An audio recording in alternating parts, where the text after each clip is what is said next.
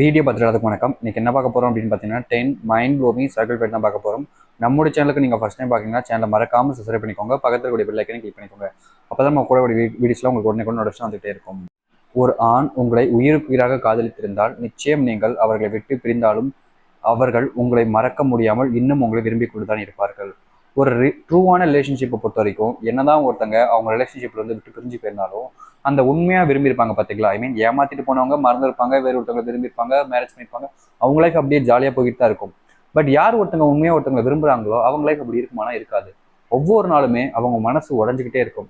நம்மளோட அவங்க பெட்டர் ஆகிட்டாங்களா, நம்மளை விட்டுட்டு போயிட்டாங்களே, நம்ம என்ன தப்பு பண்ணோம், எதுக்காக நம்மளை விட்டு போனாங்க, நம்ம மேலே என்ன தப்பு இருக்குது, நம்ம என்ன பண்ணியிருக்கோம் அப்படின்னு ஒவ்வொரு நாள் யோசிச்சு தன்னைத்தானே பார்த்தீங்கன்னா நான் தான் எல்லாத்துக்கும் காரணம் அப்படின்ற மாதிரி வற்புறுத்தி பல இக்கட்டான நிலைமையில நிறைய பேர் இருக்காங்க.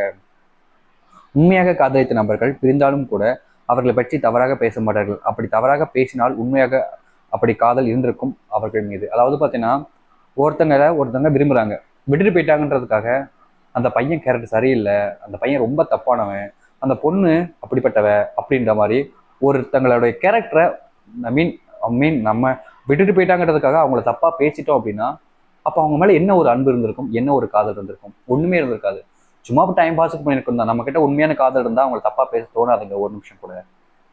ஒரு ஆண் உங்களை உயிருக்குயிராக காதலித்திருந்தால் நிச்சயம் உங்களுக்குள் சண்டை வரும்போது அதை விட சந்தோஷங்கள் அதிக அளவில் இருக்கும். அதாவது பார்த்தீங்கன்னா உண்மையான ரிலேஷன்ஷிப் உயிருக்குயிரான இருக்கக்கூடிய காதல் இருந்துச்சுனாலே சண்டைகள் வரும்போது பார்த்தீங்கன்னா மோஸ்ட்லி பார்த்தீங்கன்னா அந்த சண்டையெல்லாம் நினைச்சு பார்க்கும்போது நிறைய சந்தோஷங்களை கொடுக்கும் ஆண்களுக்கு. இது நிறைய டைம்ல பார்த்தீங்கன்னா அந்த சண்டை நடக்கும் போது எவ்வளவுதான் ஆங்கிரி கோபங்கள் இருந்தாலும் அதுக்கப்புறமா நினைச்சு பெண்கள் பார்த்தாலும் அவங்களுக்கு சந்தோஷத்தை தான் கொடுக்கும். அண்ட் ஒரு சிலவங்களுக்குலாம் பார்த்தீங்கன்னா அது ரொம்ப ஜாலியான மூமெண்ட்டாக நினச்சிக்கிட்டு இருப்பாங்க அவங்க லைஃப்ல.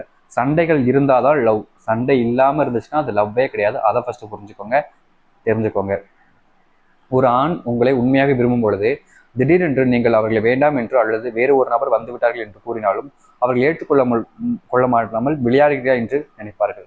அதாவது பார்த்தீங்கன்னா ஒருத்தவங்க உங்களை உண்மையை விரும்பிட்டாங்க அப்படின்னா நீங்க அவங்கள விட்டு போறீங்க, அவங்க கூட இல்லை அப்படின்றத அவங்க ஏத்துக்க மாட்டாங்க, விளையாட்டை தான் பண்றாங்க அப்படின்ற மாதிரியும், இந்த மாதிரில ஒரு விஷயம் நடக்காது, இதெல்லாம் என் லைஃப் எப்படி நடக்கும் அப்படின்ற மாதிரி மனசுலதான் நிறைய ஆண்களும் பெண்களும் இருக்காங்க.